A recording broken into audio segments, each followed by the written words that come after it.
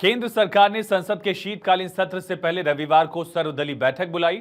संसदीय कार्य मंत्री किरेन रिजिजू ने एक्स पर पोस्ट किया और कहा कि बैठक 24 नवंबर की सुबह संसद के आगामी शीतकालीन सत्र के मद्देनजर बुलाई गई है। सत्र 25 नवंबर को शुरू होगा और 20 दिसंबर तक चलेगा। संविधान को अपनाने की 75वीं वर्षगांठ के मौके पर संविधान सदन के सेंट्रल हॉल में कार्यक्रम भी आयोजित किया जाएगा। इससे पहले संसदीय कार्य मंत्री ने बताया था कि राष्ट्रपति ने भारत सरकार की सिफारिश पर 2024 के शीतकालीन सत्र के लिए संसद के दोनों सदनों को 25 नवंबर से 20 दिसंबर 2024 तक बुलाने के प्रस्ताव को मंजूरी दे दी है। सत्र संसदीय कार्यों की अनिवार्यताओं के अधीन बुलाया जा रहा है, ये उन्होंने बताया। महाराष्ट्र विधानसभा की सभी 288 और झारखंड में दूसरे फेज की 38 सीटों के साथ 4 राज्यों की 15 विधानसभा सीटें और महाराष्ट्र की नांदेड़ लोकसभा सीट पर कल मतदान होगा। वोटिंग को लेकर चुनाव आयोग ने पूरी तैयारी कर ली है। यूपी में 9 विधानसभा सीटों पर उपचुनाव का वोट डाला जाएगा। यूपी में अहम मुकाबला समाजवादी पार्टी और बीजेपी के बीच है, जबकि महाराष्ट्र में महायुति वर्सेस महाविकास अघाड़ी के बीच कांटे की टक्कर बताई जा रही है। उत्तर प्रदेश की 9 विधानसभा सीटों पर 20 नवंबर को वोटिंग होगी। वोटिंग से एक दिन पहले समाजवादी पार्टी ने चुनाव आयोग को लेटर लिखा है। कई मांग की है। सपा ने मांग की है कि वोटिंग के दौरान सुरक्षाकर्मी बुर्का हटाकर मुस्लिम महिलाओं को चेक न करें, उनकी चेकिंग न करें। सपा ने आरोप लगाया कि बीते लोकसभा चुनाव के दौरान पुलिस कर्मियों ने अपने पद का दुरुपयोग करते हुए सपा समर्थक मुस्लिम महिलाओं को चेकिंग के बहाने भयभीत किया था। मतदान केंद्र से बिना मताधिकार का प्रयोग किए उन लोगों को वापस जाना पड़ा। बड़ी संख्या में सपा समर्थक मुस्लिम महिलाएं वोट दिए बगैर वापस लौट गई। उनका दावा है कि इससे चुनाव प्रभावित हुआ और कई जगहों पर मतदान प्रतिशत में गिरावट आई है। सपा की इस मांग को लेकर सियासत चरम पर है। यूपी उपचुनाव को लेकर भी सपा ने हेल्पलाइन नंबर जारी किए हैं। सपा ने मतदाताओं से अपील की है, किसी तरह की दिक्कत आने पर इन नंबर्स पर फोन करके सहायता प्राप्त कर सकते हैं। वोटिंग से एक दिन पहले रांची के उपायुक्त सह जिला निर्वाचन पदाधिकारी ने मोराबादी फुटबॉल स्टेडियम स्थित डिस्पैच सेंटर और अलग अलग चेकपोस्ट का निरीक्षण किया। उपायुक्त ने ड्यूटी पर तैनात पुलिस प्रशासनिक अधिकारी और कर्मियों को आवश्यक दिशा निर्देश दिए। रांची जिला अंतर्गत सिल्ली और खिजरी विधानसभा के लिए कल वोटिंग है। दोनों क्षेत्रों में पोलिंग पार्टियां रवाना हो रही, जिसके मद्देनजर सुरक्षा बढ़ा दी गई। महाराष्ट्र के पूर्व मंत्री एनसीपी शरद पवार के नेता अनिल देशमुख की कार पर सोमवार रात हुए हमले मामले में पुलिस का एक्शन तेज हुआ। अनिल देशमुख की गाड़ी पर पथराव के मामले को लेकर 4 अज्ञात व्यक्तियों के खिलाफ हत्या के प्रयास का मामला दर्ज किया गया है। दरअसल अनिल देशमुख नरखेड़ गांव में थे जब एक जनसभा में भाग लेने के बाद रात करीब 8 बजे कटोल लौट रहे थे, तब उनकी गाड़ी पर पथराव किया गया। घायल हो गए, उनके सिर पर चोट आई, एक निजी अस्पताल में भर्ती कराया गया। एनसीपी ने महाराष्ट्र विधानसभा चुनाव प्रचार के अंतिम दिन हुई इस घटना की उच्च स्तरीय जांच की मांग की है। एक है तो सेफ है पर केंद्रीय मंत्री गिरिराज सिंह का बयान आया। उन्होंने कहा कि देश में सबको एक रहने की जरूरत है। झारखंड के लोगों से उन्होंने कहा कि वोट देने के पहले अपने बच्चों और परिवार के भविष्य को जरूर देखें। गिरिराज सिंह ने विपक्ष पर हमला बोला। कहा हेमंत सोरेन और कांग्रेस रांची, कराची और दुमका और साहिबगंज को बांग्लादेश बनाना चाहते हैं। उन्होंने कहा मैं इलेक्शन में जुड़े हुए सारे अधिकारियों से कहूंगा, झारखंड हो या महाराष्ट्र हो, और एनडीए के कार्यकर्ताओं से कहूंगा जो पोलिंग एजेंट होते हैं, धर्म के नाम पर वोट जिहाद ना करें। बुर्का पहन करके, बुर्का खुलवा करके देखें। अगर बुर्का खोलने का कोई विरोध करे तो उसका डट के विरोध करे, क्योंकि कानूनन ये सही है कि बुर्का उठा करके उनका चेहरा देखें। संघ प्रमुख मोहन भागवत ने उत्तराखंड के पिथौरागढ़ में विद्या भारती के नवनिर्मित विद्यालय भवन का उद्घाटन किया। इस दौरान कार्यक्रम में महाराष्ट्र के पूर्व राज्यपाल भगत सिंह कोश्यारी भी मौजूद रहे। ये स्कूल रिलायंस फाउंडेशन के सहयोग से बनाया गया है। दिल्ली के हिमाचल भवन की कुर्की के आदेश जारी हो गए हैं। 64 करोड़ रुपए का बकाया न चुका पाने की वजह से हिमाचल हाईकोर्ट ने दिल्ली के मंडी हाउस के नजदीक बने हिमाचल भवन को अटैच करने के आदेश दिए। हाईकोर्ट के इस आदेश ने हिमाचल प्रदेश में सियासी पारा गर्म कर दिया। बीजेपी ने इस मुद्दे पर कांग्रेस की सुखविंदर सिंह सुक्खू सरकार को घेरा है। दरअसल साल 2009 में सली हाइड्रो कंपनी को हिमाचल सरकार ने 320 मेगावाट का बिजली प्रोजेक्ट आवंटित किया था। प्रोजेक्ट लाहौल स्पीति में लगना था। सरकार ने उस समय प्रोजेक्ट लगाने के लिए बीआरओ को सड़क निर्माण का काम दिया।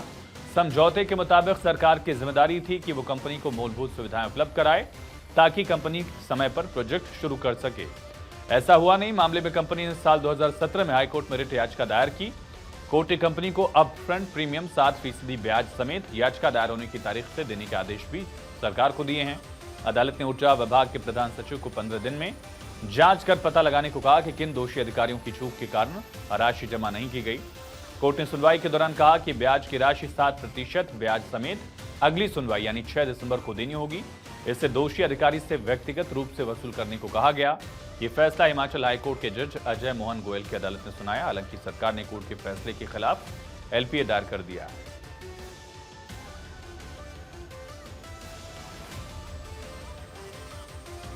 वाराणसी के डोमरी में सतुआ बाबा आश्रम में आयोजित शिव महापुराण कथा में 22 नवंबर को मुख्यमंत्री योगी आदित्यनाथ शामिल होंगे। सतुआ बाबा आश्रम में 20 से 26 नवंबर तक 7 दिवसीय शिव महापुराण की कथा पंडित प्रदीप मिश्रा सुनाएंगे, जिसको लेकर सतुआ बाबा आश्रम के पीठाधीश्वर महामंडलेश्वर संतोष दास ने बताया कि शिव महापुराण की कथा का श्रवण करने के लिए सीएम योगी को आमंत्रित किया गया है। शिव महापुराण की कथा का रसास्वादन करने के लिए देश विदेश से करीब 4.5 लाख श्रद्धालुओं के पहुंचने की उम्मीद है। कथा स्थल पर श्रद्धालुओं के लिए सुगम यातायात, ठहरने की व्यवस्था के साथ ही हर रोज निःशुल्क भोजन की भी व्यवस्था की गई। एलन मस्क के स्वामित्व वाले स्पेसएक्स के फॉल्कन 9 रॉकेट की मदद से आज भारत के सबसे उन्नत कम्युनिकेशन सैटेलाइट को सफलतापूर्वक अंतरिक्ष में लॉन्च कर दिया गया। सैटेलाइट को अमेरिका के फ्लोरिडा में कैप कैनावरेल से प्रक्षेपित किया गया। मंगलवार को इसरो का GSAT-20 स्पेसएक्स के फॉल्कन 9 रॉकेट पर सवार होकर अपनी 396वीं उड़ान पर बाहरी अंतरिक्ष में अपनी 34 मिनट की यात्रा के लिए रवाना हुआ। GSAT-N2 सैटेलाइट दूर दराज के क्षेत्रों में ब्रॉडबैंड सेवाएं और यात्री विमानों में उड़ान के दौरान इंटरनेट सर्विस देगा। दिल्ली में प्रदूषण का लेवल बेहद खतरनाक लेवल पर बना है। दिल्ली के कई इलाकों में एयर क्वालिटी इंडेक्स 500 के ऊपर है। औसतन एयर क्वालिटी इंडेक्स 494 रिकॉर्ड किया गया, जो सीजन में सर्वाधिक है। यानी राजधानी में आज सीजन की सबसे खराब हवा रही। दिल्ली एनसीआर में 10वीं तक के स्कूल पहले से ही ऑनलाइन कर दिए गए थे। 12वीं तक के लिए भी आदेश आया। बढ़ते प्रदूषण को देखते हुए commission for air quality management ने 18 नवंबर से दिल्ली एनसीआर में ग्रेडेड रिस्पॉन्स एक्शन प्लान का चौथा फेज लागू कर दिया है। बच्चों, बुजुर्गों, सांस और दिल के मरीजों, पुरानी बीमारियों से पीड़ितों को घर के अंदर रहने की सलाह दी गई। दिल्ली में कृत्रिम बारिश कराने की मांग दिल्ली के पर्यावरण मंत्री गोपाल राय ने केंद्र सरकार को चिट्ठी लिखकर की है। राय ने केंद्रीय पर्यावरण मंत्री भूपेंद्र यादव से कहा कि दिल्ली में प्रदूषण बेहद गंभीर श्रेणी में है। इससे निपटने के लिए आर्टिफिशियल रेन कराने की जरूरत है।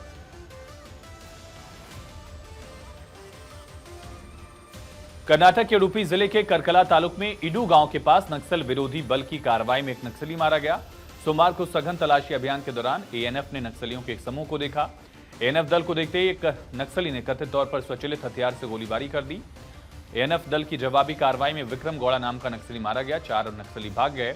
विक्रम गौड़ा 2 दशक से अधिक समय से दक्षिण भारत में नक्सली अभियानों का नेतृत्व कर रहा था। उसने केरल और तमिलनाडु में शरण ली थी और कई बार कोडागू गया था। खबर यूपी के भदोही से है, जहां सपा विधायक की फरार पत्नी सीमा बेग की संपत्ति कुर्क की गई।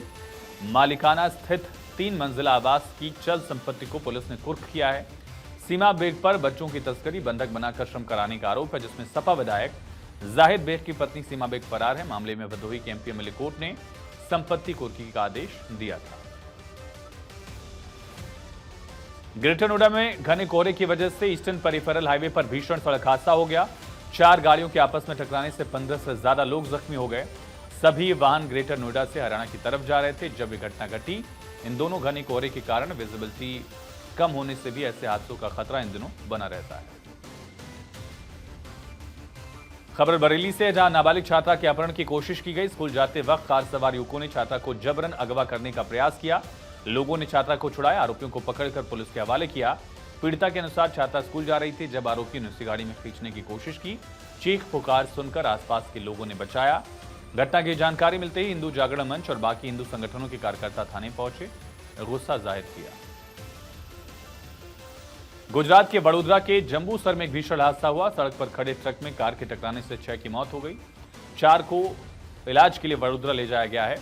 जानकारी के अनुसार परिवार मेले में जाने के लिए निकला था, तब ये हादसा हुआ।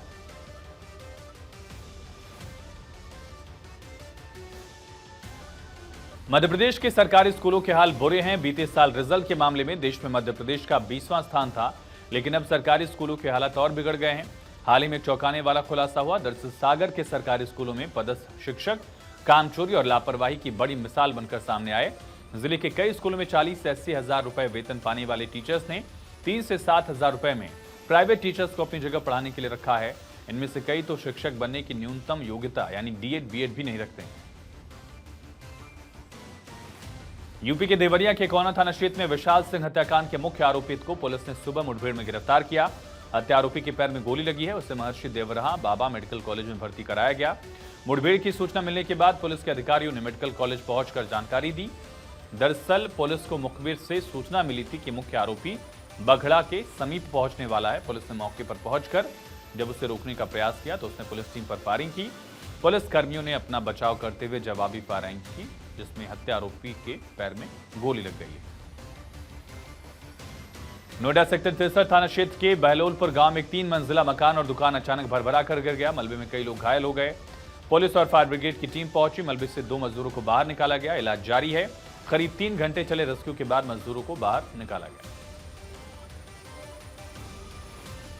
हरिनी अमर सूर्या श्रीलंका की नई प्रधानमंत्री बनाई गई हैं। अमर सूर्या श्रीलंका में प्रधानमंत्री पद पर काबिज होने वाली तीसरी महिला हैं।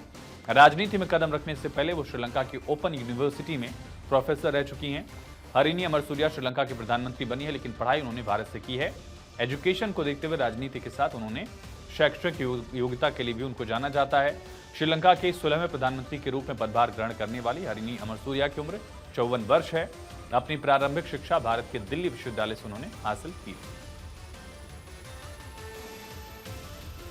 छत्तीसगढ़ के बलरामपुर में गांव में हाथी के घुसने से हड़कंप मच गया। गांव में पहुंचे हाथी ने खेतों में खड़ी गेहूं की फसल को नुकसान पहुंचाया। वन विभाग ने लोगों से सावधानी की अपील की है। अधिकारियों ने चेताया कि हाथियों का एक झुंड गांव के आसपास ही घूम रहा है। सीसीआई ने सोशल मीडिया कंपनी मेटा पर 213 करोड़ का जुर्माना लगाया। जुर्माना 2021 में व्हाट्सएप की प्राइवेट पॉलिसी अपडेट के संबंध में अनुचित व्यावसायिक तरीकों को अपनाने के लिए लगाया गया था। इसके अलावा सीसीआई ने मेटा को प्रतिस्पर्धा रोधी व्यवहार को बंद करने और उनसे दूर रहने का निर्देश दिया है। पाकिस्तान क्रिकेट बोर्ड लगातार अपने यहां चैंपियंस ट्रॉफी कराने की जिद पर अड़ा है, लेकिन उसके यहां इंतजाम की पोल खुल गई। सोमवार को राष्ट्रीय महिला चैंपियनशिप को बीच में ही समाप्त किया गया। टीम होटल में आग लगने की घटना में 5 खिलाड़ी बाल बाल बच गए। पीसीबी ने 5 टीम और टीम अधिकारियों के लिए होटल का एक पूरा फ्लोर बुक कर लिया था, लेकिन इसे आग की वजह से बीच में ही खत्म करना पड़ा। दरअसल जब आग लगी तो 5 खिलाड़ियों को छोड़कर बाकी सभी क्रिकेटर अधिकारी या तो मैच या फिर नेक्स्ट सेशन के लिए नेशनल स्टेडियम में थे। जब आग लगी तब 5 खिलाड़ी अपने कमरों में थी और इससे खिलाड़ियों और अधिकारियों की कुछ संपत्ति को नुकसान भी हुआ है। अगले साल पाकिस्तान में आईसीसी चैंपियंस ट्रॉफी का आयोजन होना है। भारत ने पाकिस्तान जाकर खेलने से मना कर दिया है। आईसीसी ने पीसीबी से टूर्नामेंट को हाइब्रिड मॉडल में कराने के लिए कहा था। चैंपियंस ट्रॉफी को इस मॉडल में कराने से भी पाकिस्तान ने मना किया है। आईसीसी भारत के बिना टूर्नामेंट कराना नहीं चाहता और पाकिस्तान मान नहीं रहा है। आईसीसी की बात अगर पीसीबी ने नहीं मानी तो टूर्नामेंट को बाहर शिफ्ट किया जा सकता है।